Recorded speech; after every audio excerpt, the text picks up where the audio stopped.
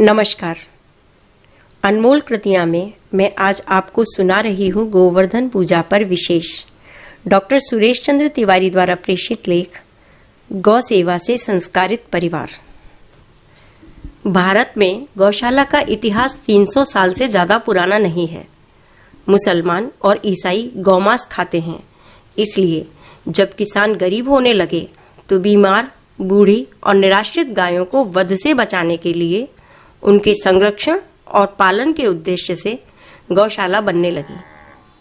स्वतंत्र भारत में गौवध पर प्रतिबंध नहीं होने से और हरित क्रांति के बाद ट्रैक्टर, केमिकल फर्टिलाइजर की खेती में प्रधानता होने से धीरे धीरे बछड़े और बैलों का अनुपयोगी होने के कारण गौवंश का वध भी बढ़ने लगा और छुट्टे पशुओं की समस्या बढ़ने लगी। किसान की मानसिकता में बदलाव हुआ। पहले बछड़ा और बैल को परिवार के सदस्य जैसा समझा जाता था। अब किसान स्वयं ही बछड़ों को जन्म लेते ही मारकर फेंक देते हैं। सरकार ने गौ आश्रय स्थल या केंद्र की योजना लागू की है, पर इनमें अधिकतर जगहों पर गौवंश बीमारी और भूख से मर रहा है। गोवर्धन परिक्रमा मार्ग में जर्मन महिला सुदेवी दासी जी ने गौशाला बनाई है, जिसमें वे स्वयं पूरे समर्पण और भक्ति से गौ सेवा में लगी रहती हैं। मेरी बहन सुनीता, जो इस लेख का वाचन कर रही है, स्वयं गौ भक्ति के भाव से सुदेवी दासी जी से मिली थी। फिर से 24 सितंबर 2024 को अपने बड़े पुत्र के जन्मदिन पर उनकी गौशाला में गई थी और उसने बताया कि गौशाला में गौ सेवा पूर्ववत भक्ति भाव से हो रही थी।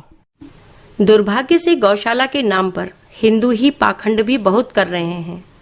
प्रश्न है कि क्या गौशाला और गोवध बंदी का कानून गौ माता की रक्षा, पालन और संवर्धन कर पाएंगे? अमेरिका में भी यांत्रिक संसाधन से खेती होती है, पर वहां छुट्टा पशु की समस्या नहीं है। लाखों बछड़ों को प्रतिवर्ष मारकर खा लिया जाता है। बछड़ों के मांस को व्हील कहते हैं। भारत विकसित राष्ट्र बनने के लिए अमेरिका की नकल कर रहा है। ड्रोन से खेती, डेयरी से आय बढ़ाने की योजनाएं और अमेरिकी उपभोक्तावादी जीवन पद्धति अपनाने के बाद धीरे धीरे भारत में भी व्हील खाया जाने लगे तो आश्चर्य नहीं। संस्कृति की रक्षा नारों से या पाखंडी तथाकथित धर्म गुरुओं से नहीं हो सकती। आज भी गौमाता के प्रति हिंदुओं के बहुसंख्य परिवारों में भक्ति भाव है। गौशाला या विशेष अवसरों पर गौ भक्ति का प्रदर्शन करने से संस्कृति की आत्मा गाय की सेवा नहीं हो सकती। इसके लिए यह समझना जरूरी है कि गाय संस्कृति की आत्मा क्यों है। वैदिक काल में कृषि और गोपालन संस्कृति के प्रमुख अंग थे। वर्णाश्रम व्यवस्था में ब्राह्मण गुरुकुल में शिक्षा के लिए गौ सेवा से विद्यार्थियों को शिक्षा देते थे और भौतिक आवश्यकताओं की पूर्ति भी गायों से होती थी।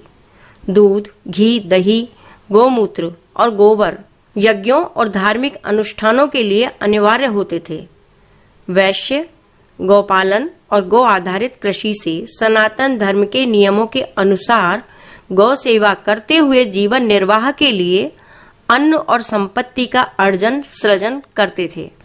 दैहिक, दैविक और भौतिक कष्टों से मुक्ति और आध्यात्म की ओर प्रवृत्ति गौ सेवा से सहज ही होती है। आज आसुरी विकास की दौड़ में हम क्या करें? गौभक्त परिवार के कम से कम एक सदस्य को अपनी युवा चेतना जागृत कर वैदिक संस्कृति के अनुरूप गौ सेवा के लिए क्रांतिकारी कदम उठाना होगा।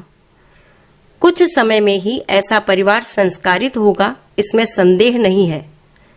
शहरों से बाहर पर्याप्त भूमि लेकर 1-2 गाय से भी शुरू करें तो फल, सब्जी आदि से आरंभ करते हुए कुछ समय बाद बैलों से खेती के लिए सक्षम हो सकेंगे। आधुनिक ज्ञान विज्ञान के लिए यह बाधक नहीं है, अपितु शुद्ध रूप से ज्ञान विज्ञान को आत्मसात करने का साधन है। हो सकता है कुछ समय बाद गुरुकुल परंपरा के शिक्षण संस्थान भी बनने लगें। इनमें संस्कारित परिवार परस्पर सहयोग करें। संस्कारित परिवार से संस्कारित गांव की ओर मार्ग बनेगा।